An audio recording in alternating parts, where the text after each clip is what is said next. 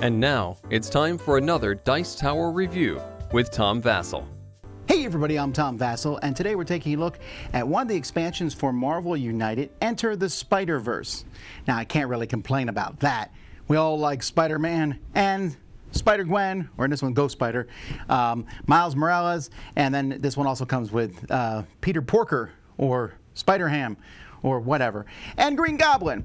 Interestingly enough, there's another set, the Sinister Six, and I thought Green Goblin would be part of that, but the Sinister Six has changed over time, so it makes sense putting probably Spider-Man's most famous villain, Green Goblin, in this set. So let's take a look at what this set adds, and we'll be back.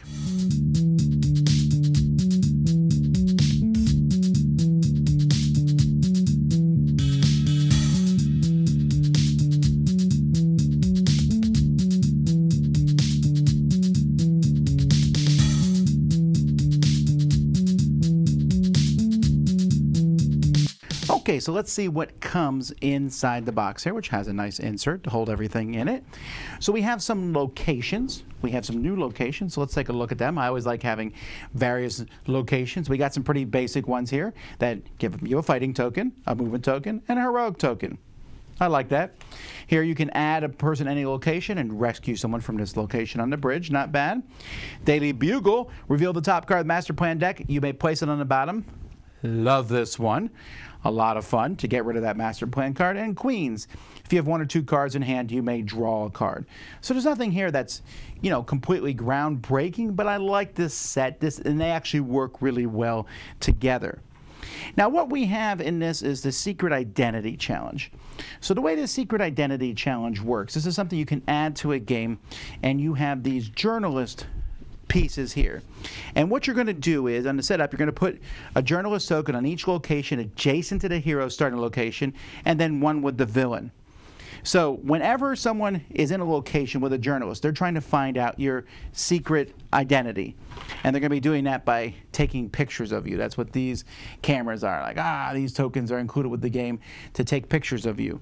And if you use any action other than movement, you get an exposure token. That's what I just showed you.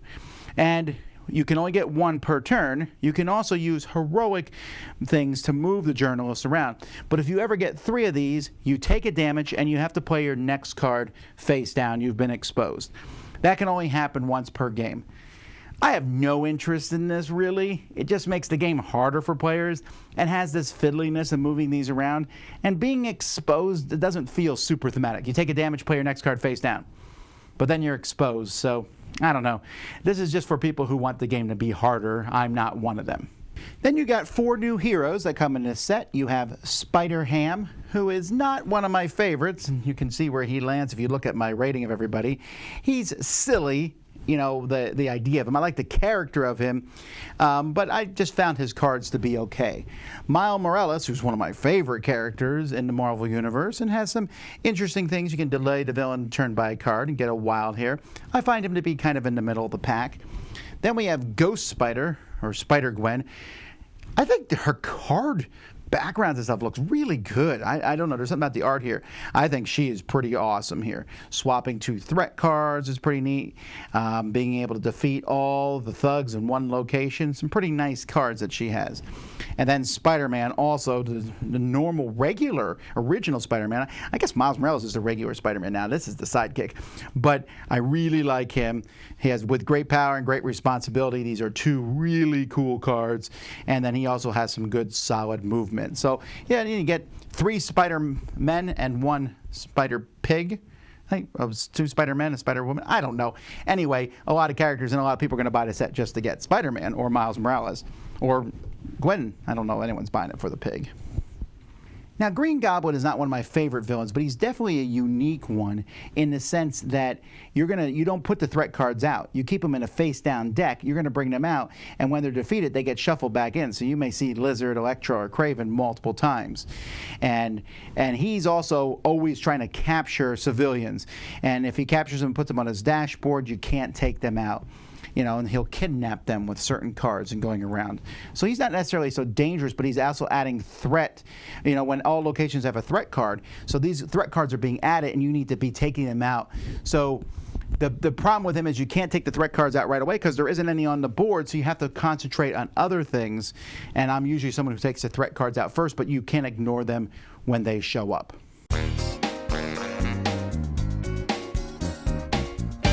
This is a solid expansion here, right? If you want Spider-Man and you like Spider-Man or the Spider People, this is it. This is a set you'll get. I don't care about that secret identity stuff. I know that the secret identity is a really big thing, especially with Peter Parker and Miles Morales. They have this whole thing about the secret identity going on all the time. And I get it. I just didn't think it adds anything to the game. It just makes the game a little harder. There's no payoff. I like the level of difficulty of the game itself. Green Goblin's an interesting character. Like I said, he's kind of middling, but I really like the characters in here. So, hey, why not? So definitely want to check out the Spider People / Pig and Green Goblin. Enter the Spiderverse. I like it. Dice Tower Judgment approved.